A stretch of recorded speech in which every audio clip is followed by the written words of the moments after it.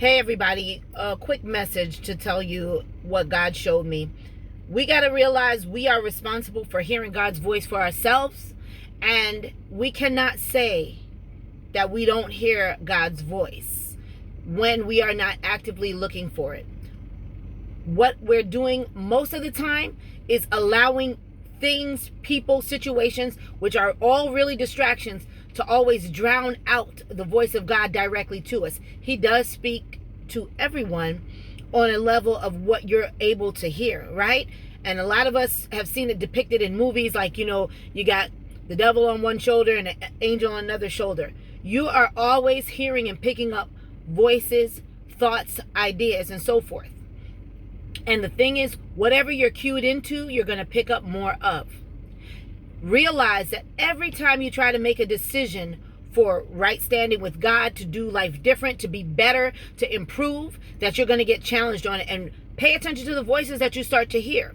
Do you hear doubt that you can't do it, that you're not going to be good enough? Or who said you could do something like this? Who made you God, or who made you good enough? When you start hearing those voices, remember, that is not coming from God the Creator. That is not God coming from God the King, who already made you with power, love, and a sound mind. That is coming from the enemy of your soul and the enemy of all creation, of all humanity.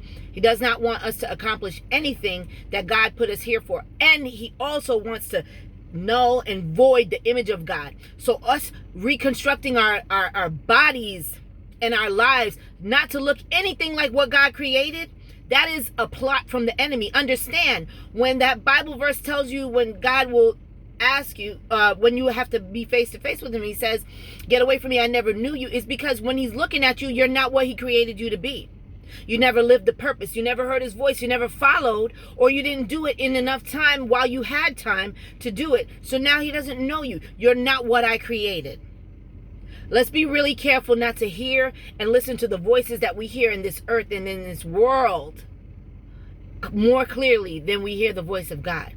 And you do need to pray. And you do need to ask him, help me to hear your voice more clearly. Then do your part of stopping, blocking, and pushing back the distractions that are going to happen. You're going to get call after call after call, instance after instance after instance that you think you got to do something about.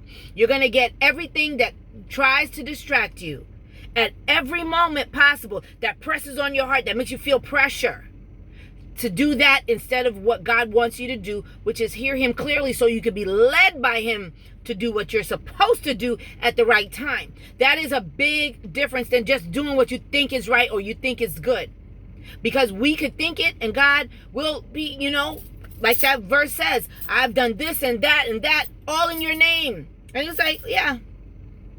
But truthfully, he never asked. That was not what he said. That's not what he guided us to. And he'll still say, get away from me. I never knew you, because you never took the time to hear him clearly and follow his leading as he willed for your life that he put you here for. He put us all here as solution specialists for the thing that hurts us the most. When we find solutions for it in our lives, we're supposed to share that with people. That's your purpose. That's the plan on your life. What hurts you the most, or the things that hurt you the most, that keep you up at night, that make you frustrated or tired, or whatever you start facing, you say, man, if I could fix this problem for anybody else, I would love to do. That is what your purpose is. That's what it is. And that's what God put you here for. Ask him today to show you more clearly so that you can follow him the rest of the way, because we don't know when the last day is for any of us. But you want to be in his presence on this earth so that when you leave here, you're still in his presence. That's the most important thing.